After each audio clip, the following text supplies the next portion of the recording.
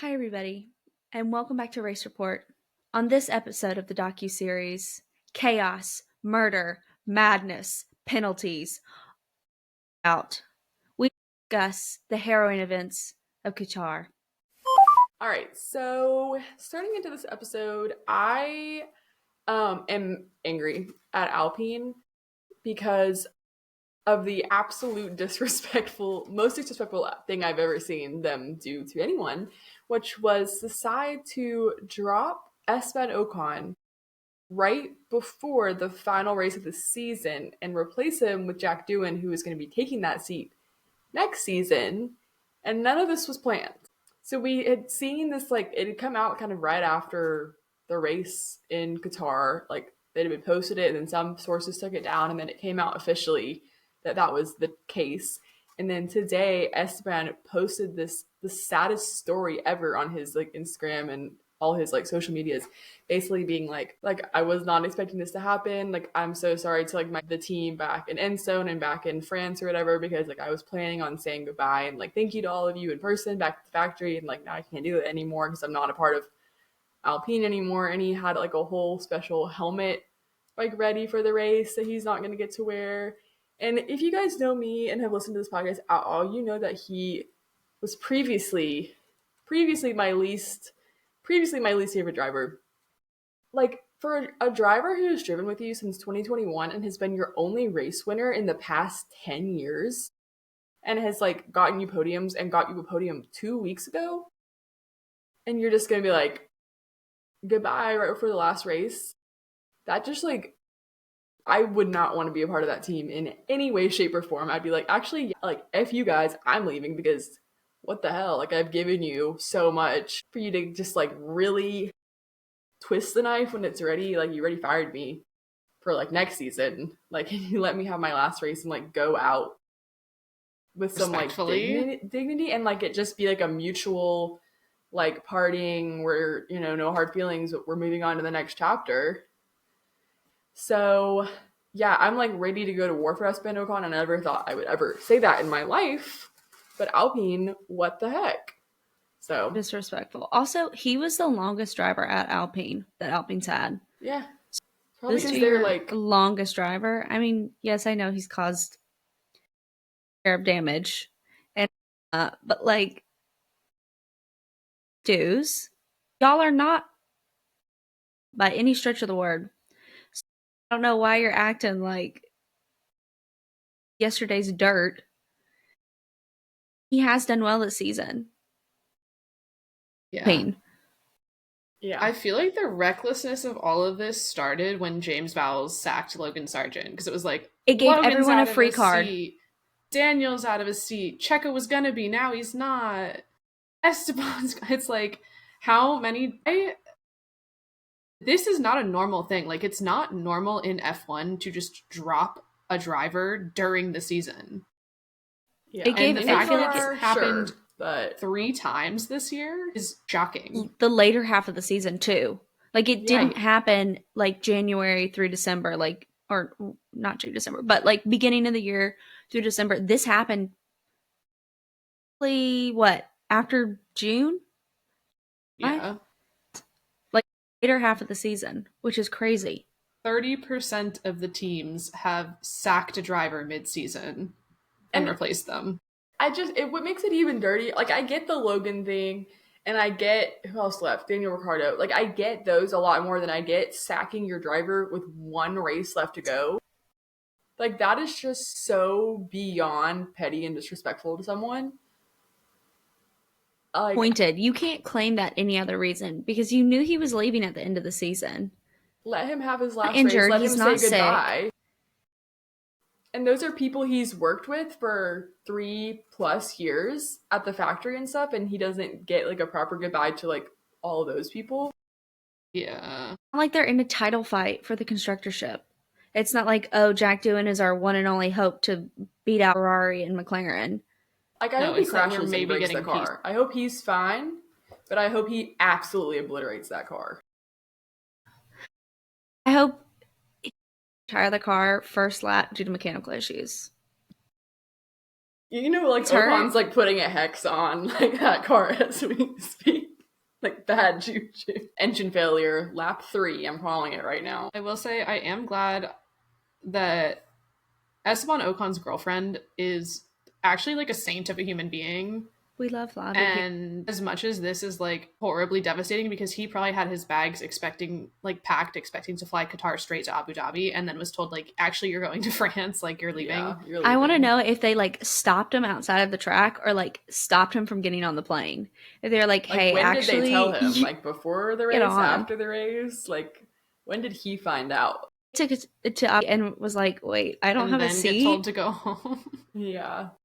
That there's no excuse for that. If they did that to him, nothing could save you from judgment. They get sold, like, because we've been hearing about like the potential that Alpine was going to get bought out, and I hope it happens because I'm over it. Like, they've continuously failed year in, year out. Like, you're not even going to be using a Renault engine anymore. You had to move away from the Renault name. You had to get like Hollywood celebrities who know nothing about the sport to invest in your team, and your car ended up being worse. Like, you deserve nothing. Get pink camo. And we didn't even get pink camo. At least we got pink, but that is all we got. Yeah, fuck you, Alpine. Sip. That was not a proper drink. So I hope that, like, at least, because I think Floppy is going to be like really supportive of him, and I'm glad that he has a support system like that, because that's just brutal. Yeah. And at least he has a seat next year. Yeah. Like, imagine them doing that and then him also not having a Absolutely. ride in F1. You think you have one race left, in reality, the one came from was your last race. Right. That would be like Toto doing that to Lewis. It would be like appalling. Other guy. Lewis would actually be quite happy not to race. No, I'm so good. Like, they have too home, many sponsor commitments. They're not going to let him, because he's not even doing the whatever. He's not doing postseason testing with Ferrari. He's only joining Ferrari after his farewell tour. Yeah, because he's got to go do the like Petronas sponsorship appearances and whatnot. Yeah. But Esteban will be doing postseason testing with Haas in Abu Dhabi. That's good, yeah. A slight bright side is that he gets to step foot into his new team a bit sooner. And you know what? So sad. From what we've seen this year, the Haas hasn't been the worst. The Haas has been consistent, at least. Like, the only reason that them and Alpine are now like fighting for whatever 6th place in the championship is because Alpine had that whack Brazil. But other than that, like, Haas would have beaten Alpine. So it's a better team. Yeah, which I never thought I'd be saying. I know. It's wild. They had to get rid of Gunther. I'm convinced. Okay. Right. All over the place. Kaylee, on to you. F1 Academy. Go, Abby. So proud of you. I think one of joyous parts of being a woman in motorsport is cheering on other women, especially when you have such likable people to cheer for. And I think Abby winning the championship, I mean, all props to her. Very, very talented. Congratulations. Dorian Penn wins first race. Woo! Yeah. I don't know. I can always go on and on and on about cheering for women in motorsports. We talked about that a little bit last week in Vegas, and I'm sure there'll be many, many more of our, talks to come where we get to cheer on women. Maybe. Dude, Abby killed it. Such a dominant season. She literally... The only Alpine driver, her and Pierre, that's it. That's the only ones I ride for at this moment. And then race 2 was canceled due to track cleanup, due to debris, and it was taking too long to clean. But there will be round 3 Abby to make up for the canceled race. Yeah. I'm very glad they're doing that, because there was so much backlash of like, of course you're going to cut the other female racing series because you're taking too long to clear up the F2 debris, when like you could have put the second race after the F1 race, but no. So I'm glad that they're actually making up for it and letting them, because there's still like, even though Abby won the championship, there's for their constructor championship, that fight's still going. So like to just take a race out of it is not very fair. Speaking of F2 and the debris that they caused that canceled the F1 Academy race, quick kind of summary. Ollie Behrman wins the sprint race. Slay. Good on you, Behrman. And then Paul Aaron wins the feature race. His first F2 feature race win. Yep, so that's a big deal. And he was actually announced as the Alpine reserve driver for 2025. So, okay, I correct my previous statement. The only Alpine drivers that I support are Pierre Gasly, Dorian Pont, and Paul Aaron, period. Not Jack Doohan. We don't support him anymore. I'm just happy to see, like, I feel like we've talked about this all season where when Paul Aaron kind of lost his position in, like, the Mercedes Academy, that, like, it felt kind of like that really sucks because he's super talented and now hasn't had quite the same opportunity. So, like, do I think he'll get an F1 seat eventually? I don't know. With the way Alpine seems to like to rotate drivers these days, maybe. But I think that this should hopefully put him like a step closer towards that. Exactly. So excited for him. So it was a sprint race this week. And so just skimming through sprint qualifying, we had Lando on pole, and then my favorite driver, George Russell, P2, and Oscar Piastri.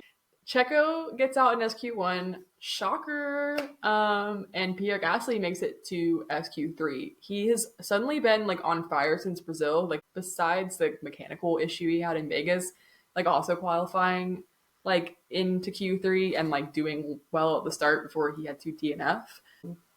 Don't really know what he's eating, his Wheaties, I guess, because he's on fire. So love to see that. And then we go into our sprint race, and Lando, guys, guess what? He keeps the lead. This is a shocking development. And I'm so proud of him. He did it, guys.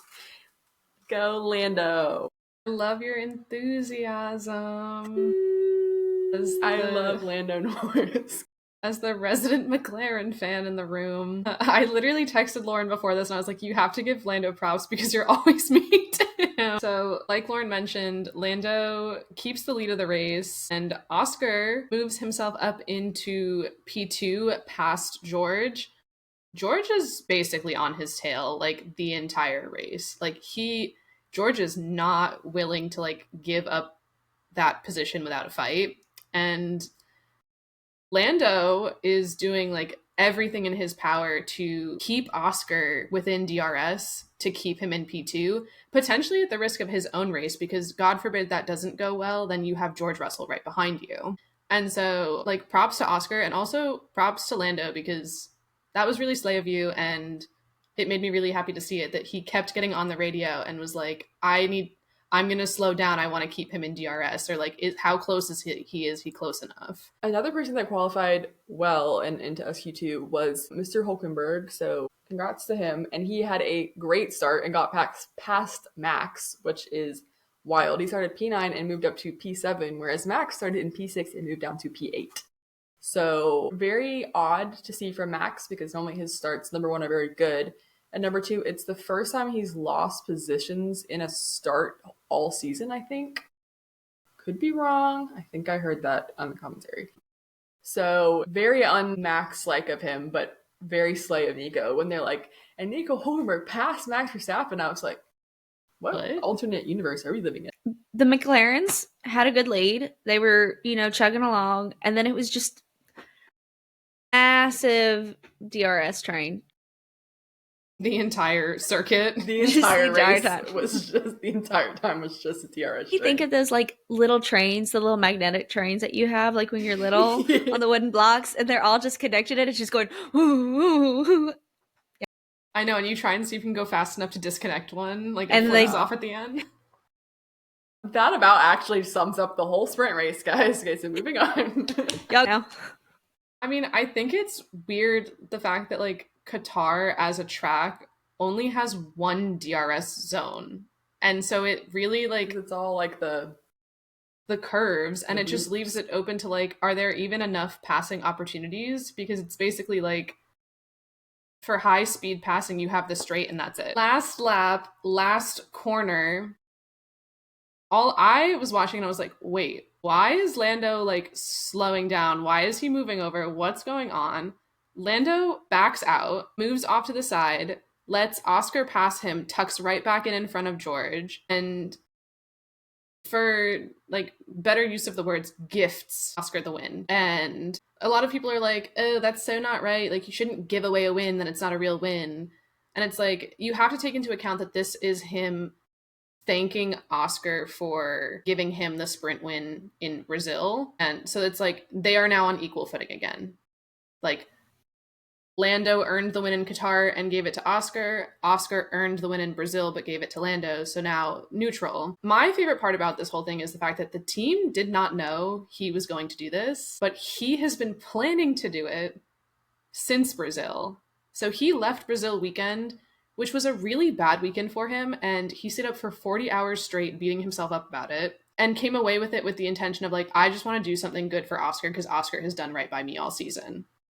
So that, I think, if you have been frustrated with Lando or like haven't liked his attitude this season, I think this kind of shows that like, though he does not have perfect moments, he does still have good intentions behind him, and where he can tries to do right by it. So we finish the sprint race, Oscar P1, Lando P2, George P3. And George, as per usual, is complaining because, well, he's complaining. Man opens his mouth, it's a complaint. It's complaint. And I think that this should just be a primer for him and his behavior the entire rest of the weekend. I'm sorry, George, but I don't think it's unfair for teammates to help each other during a race. It's kind of the whole point of having a teammate. Let's get into qualifying. So qualifying, your top three is going to be Max, George, and Lando. Max beats George by, I think, what, like 0.055?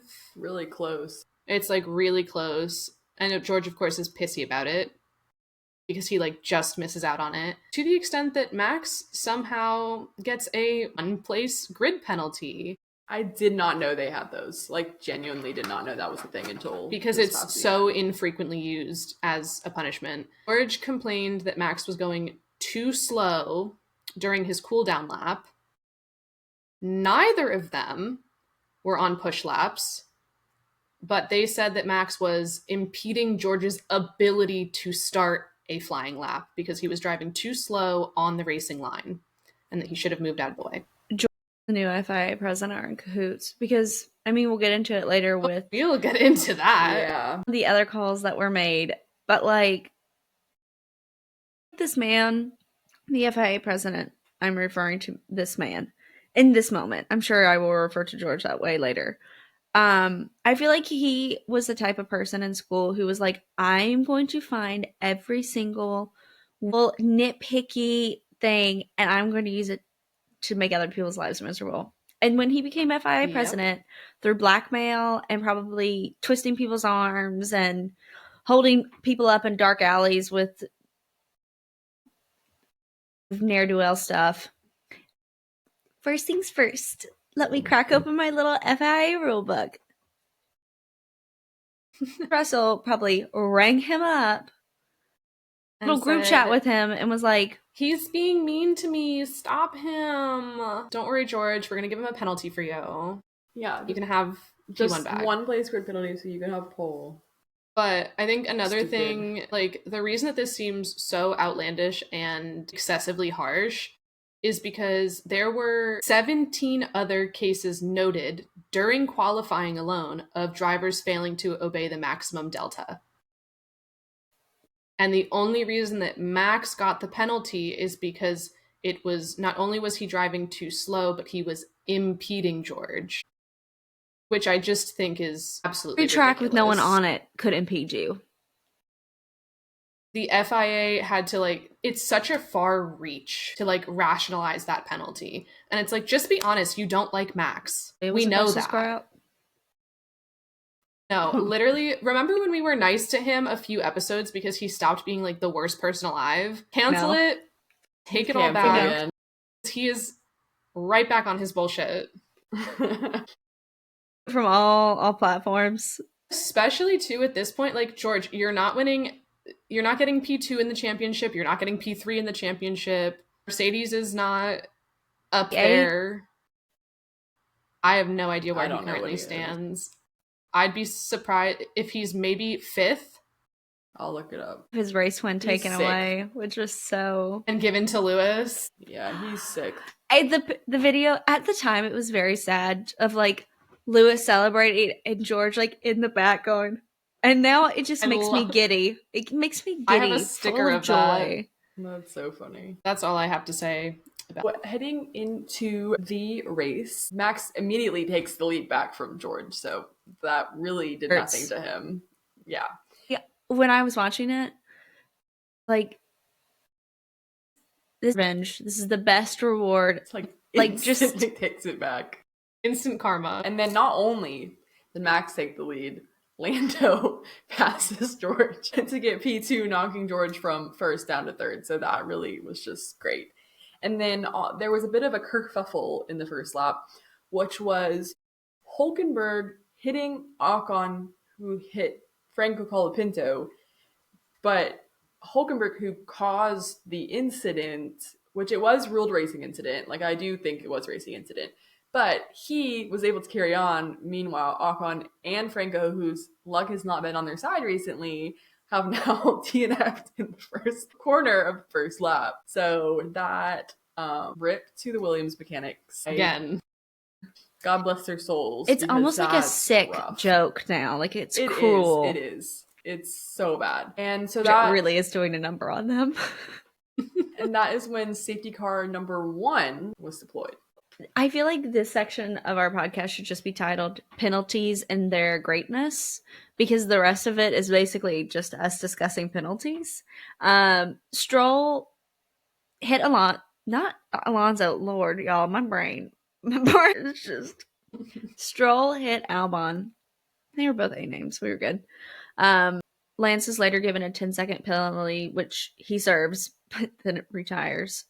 Oopsies. At least he has daddy's money to fall back on, so it has no consequences. Yeah, he can, because my favorite part whatever he wants too was Albon, because this all was in like the first lap. This was like the other like first lap incident. Was Alonso? You're making me call him Alonso too. Albon comes on the radio and he was like, "I knew he was gonna do that."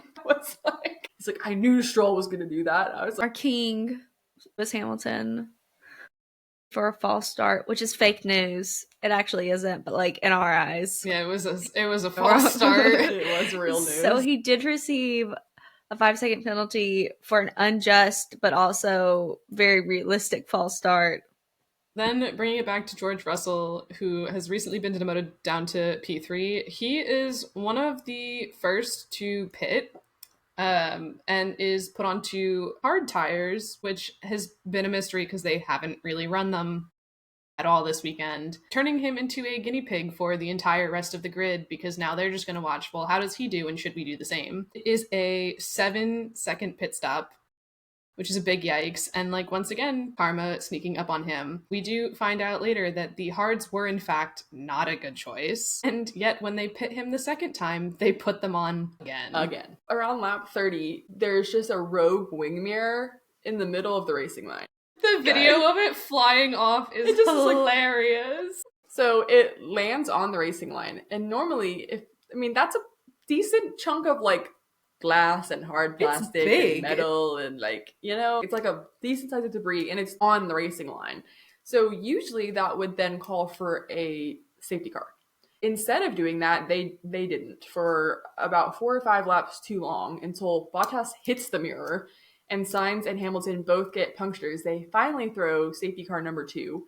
And the commentators the entire time are like, are they not going to have a safety car, or there's not yellow, like what is going on? So yeah, they finally did that after it affected 3 of the drivers. So just to add insult to injury to Hamilton too, he's already gotten his false start penalty, then he has to come in the pits and get new tires. And then Yuki, my favorite part about all this was Yuki after the race, his like engineer came over and was like, there's a mirror on the track, and he thought that his engineer said a beaver, and he was like, how a beaver on the track? He says, but why is there a beaver in the Middle East? Like, how is it possible a beaver is in the Middle East? But okay, maybe there is a surprise with global warming, kicking a lot of interesting things at the earth. Yuki. And I love him. So sweet. He's just so He's Pookie Guy Bear. was probably driving the second half of the race, just like the Being only like, thing on "Where's his the mind beaver?" was like, how is there a beaver in the Middle East? It's just like completely occupying his thoughts. So lap 40, safety car ends. Checo, literally, when I was listening to the commentation, it was like, is there like I can't remember what it was, but they were like, is there a malfunction with like the chip in his car? Like, why is he dropping? Max hasn't even like racing pace has not even started back. Like, what's happening? And then the camera just flashes to it, and Checo's just parked. Hulky, he also spins out, and then they both DNF. So I mean, the two old guys, it's fine. Because of them, we get our third safety car of the race. And this safety car, man, the problems that this caused. During the safety car, there was, I guess, some confusion with like the lighting system and the flags being waved and whatever. And Lando does not lift during the yellow flag. So he gets noted that there will be a penalty. Like, he's under investigation. We can all assume they're going to penalize him because they're just tossing penalties left and right today. And in similar function to Max getting a grid drop and it being like ridiculous, he's given a 10-second stop and go penalty, which actually ends up costing him around 30 seconds total and drops him from P2 all the way down to P15, basically tanking his race. Luckily, he is able to recover up to the points before the race ends and scores 1 point in P10. But it's just like nuts. And if that's not enough, Lewis then gets a drive-through penalty for speeding in the pit lane, which after serving his penalty, he gets on the radio and literally asks the team, like, can I just retire the car? Because he is so over it. So done.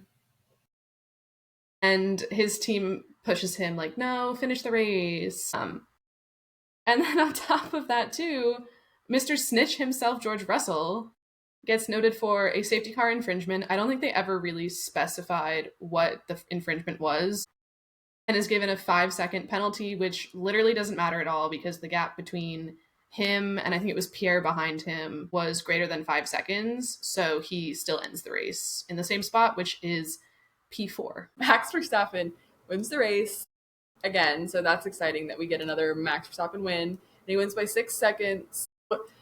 He drove a perfect race. He stayed out of trouble the entire time. And GP, his race engineer's post-race comment was hilarious. It actually made me laugh out loud. Okay, mate, karma is a wonderful thing. You definitely did not drive unnecessarily slowly today. Great job. So iconic. GP out here spitting bars. So finishing out our podium because of all of the punctures and penalties was Charles Leclerc and Oscar Piastri. Good. Charles can stop complaining now. He got a podium again. And yay, Oscar. Good weekend for Qatar is just like Oscar's week. It's his place, yeah. If George Russell also tagged along with Charles and Pierre, because Charles the last couple weeks with their I was like, what? I'm gonna say, ew. For no other reason, but I don't think whiny anyone little chitty invites George babies. on their private jet. With Toto, it's like the kid that gets left behind and your parent has to carpool them because the other kids will let you ride with them. On also finished his first race in Skoda, so Yeah, correction on that, Kaylee. You know how we've been saying he hasn't finished a race since Baku? Dead wrong. I realized today that was in fact false. Once again, the internet is a liar. My He's a liar Excel out of sheet all of this. tells the truth, guys. woo, Alex, we're Yay, proud of you. you We're did so it. glad that you finally have finished. And then we are sorry for saying that you hadn't finished since Baku. We're gravely We were lied mistaken. to. We were lied to. And then our real king of the day, beyond Max winning, beyond Oscar podium, is Zhou. Thank you. He scored Killed not it. only He 1 killed point, it. not 2 points, but 4 points. 4 points. We are so proud of you. You got driver of the day. You finished 8th. got Sauber their first points of the season. And it was so cute because on the radio, because my brother didn't believe it. My brother texted me and he was like, go back and listen to his onboard at the end. So he was like so excited, and like all the big team members came on and like spoke to him and like congratulated him. And like one of the people on there said, and driver of the day. And so he probably just thought that he was being like, you were our driver of the day. And then when one of the other like team members in the paddock was telling him like, you did won driver of the day, he goes, oh, I thought you guys were like, no, you legitimately did win driver of the day, buddy. So that was also really sweet that he like didn't believe it. All right, so our final top 10, we've covered our podium, and then we had Mr. George coming in 4th from pole, so really slaying that. Here with some massive points again, P5. Carlos coming in 6th, and then had Fernando Alonso in the points again, so good for him. Finally a good weekend, because I feel like he has been on the struggle bus for a while. And then, of course, our king, Zhou, followed out by K-Mag, slaying it again. And then Lando was able to get his last little point. And now this leaves it, because of Lando coming in 10th and Charles being on the podium, the constructors will now be decided in Abu Dhabi. So we have McLaren sitting at 640 points and Ferrari at 619 points. And then also the second place battle between Lando and Charles is down to 8 points, with Lando 8 points ahead of Charles going into next weekend. Rolling into our next segment of F the FIA and our campaign to get Mohammed bin Sulayem out of there. I'm going to start a change.org petition. We already started off we got a new race director in Vegas, and if you've listened to the previous podcast, we already know he didn't start off on the highest note by really instating his reign by littering on the track. We're all so proud of the image that you are supporting. And then he was brought in to improve consistency. And then you look at this race and you're like, consistency in the room with us. So it will be interesting to see how Abu Dhabi plays out, if we'll get more of these literally out of nowhere. Well, the penalties were deserved, but like, why are we using those by out of nowhere penalties? They're not comparable to the season we've had. Or just other penalties you could have applied to these situations that would have made a whole lot of other sense. I do agree that yes, these like harsher penalties have come out of nowhere, because we haven't been doling these type of penalties out the entire season. I think we should set the harsh penalties as a precedent for 2025, because the penalties that we're previously giving in F1 weren't doing anything. 5-second penalty does absolutely nothing. Like what happened with George. Pierre was more than 5 seconds behind him.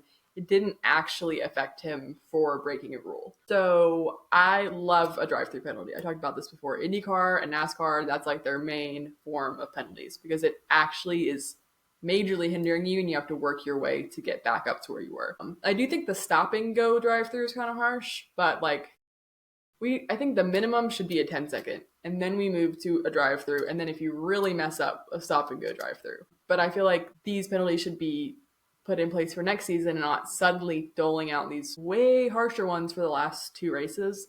Doesn't really make sense to me.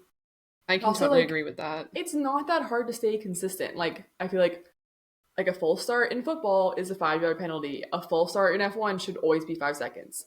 And like a face mask penalty in football is always 15 yards. Like I feel like in safety car infringement should always be a set thing every single time. Like it's not that hard to make it. This was what you did. This is the penalty. And two, if you need to scale that in terms of like severity, so for example, like impeding, like Max had driving too slow and was impeding. So driving too slow should get upgraded 1 step. If it would have been a 5-second, it becomes a 10-second. Like it's not that hard. It's really not that hard. But to them, apparently it is. So I don't know. I think the big debate of this whole race that kind of really opened the can of worms with penalties was, why was the mirror not cleared? Why did it take so many laps until someone hit it and it caused damage to be cleared? And because people were so mad about this, the FIA wrote up a whole explanation on their reasoning behind what they did. And it took them, I think they didn't put it out until like Monday after the race, like late. Direct quote from them: The normal practice is for the safety car not to be deployed if there is a small amount of debris and off of the racing line. As we can agree, it was a large amount of debris, and it was in the middle of the track. Like, it's not like it was up against the wall or over in the gravel. It was in the middle of the track. And then that they didn't consider the virtual safety car viable, quote, because the cars remained spread out and there is not sufficient time for a marshal to clear the debris, which I can agree. A virtual safety car would not have given enough time for someone to run out there and grab the stupid mirror and get rid of it. So you need to employ a full safety car, like any logical person would. Bert would have loved to go out for a fourth time or whatever.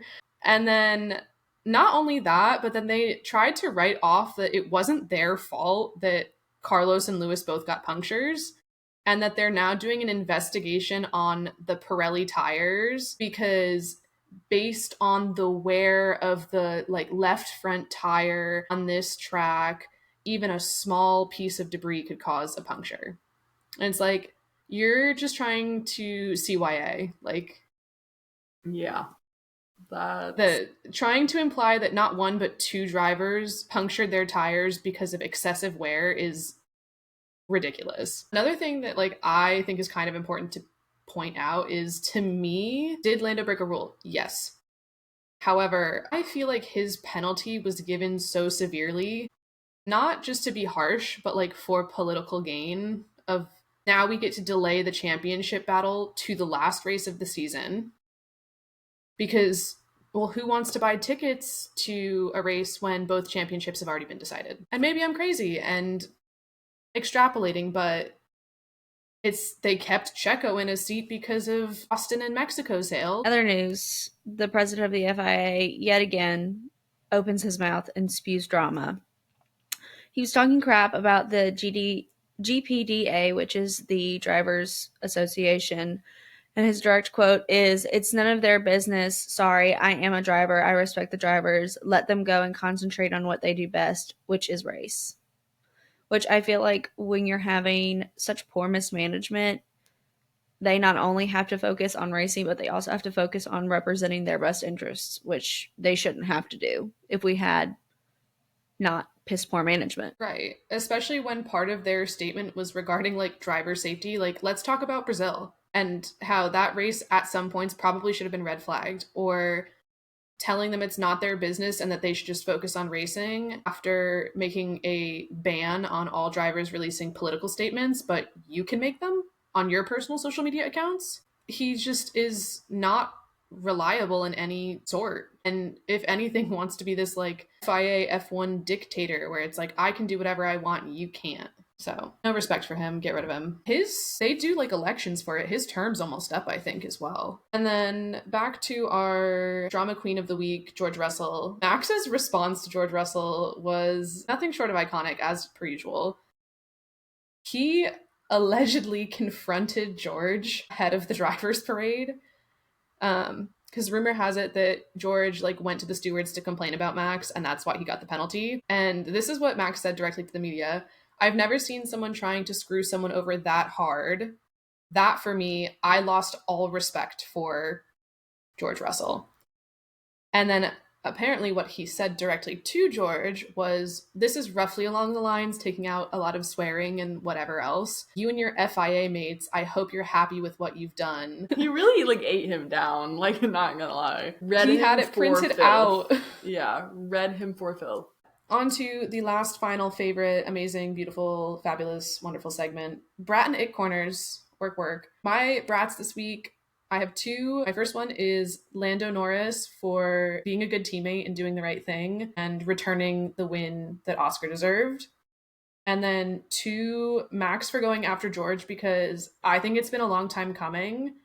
And I think we're going to continue to see that George has, you're not going to have friends left if you keep acting like this.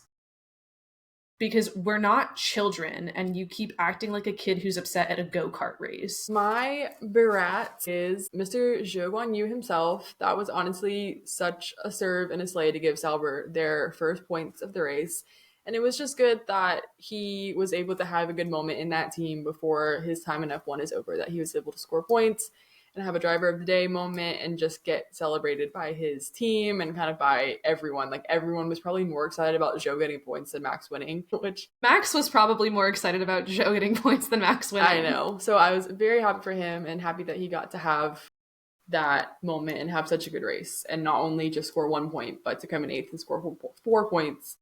That was very, very happy for him. Mine was also Zhou. I thought he did really good, and I know this is shaping up to be his, his last season in F1. Hopefully not, but it was like a nice homecoming to see him win points this race. I can only imagine how excited his fans were, like, at home watching. Yeah, his family. Especially, too, after, like, the race in China this year when he, like, got out and, like, literally, like, kneeled on the ground thanking everyone for supporting him. Like, this is a humble person. And then on to our icks, which I think are fairly self-explanatory considering everything that we've complained about this episode. We really sound like George Russell this episode, to be honest. True. The entire FIA, y'all suck. I have no respect for you. George Russell, you are a weenie, and I also have no respect for you. And Alpine, y'all too, fuck you guys. I'm done with it. Literally just retweet to all of that. All I wrote was Alpine count your days, because I'm literally going to now like fight for Esteban Ocon, which I never thought I would say, because you did him so beyond dirty.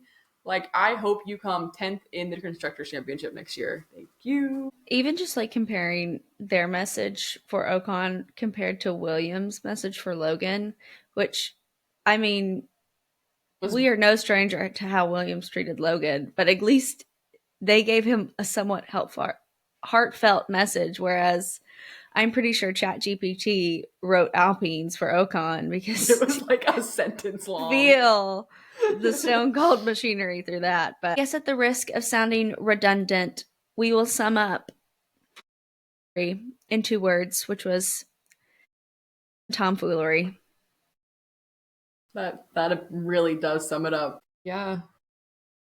I don't think there's actually better words. You really nailed that one. Chaos and tomfoolery. We love you and good night.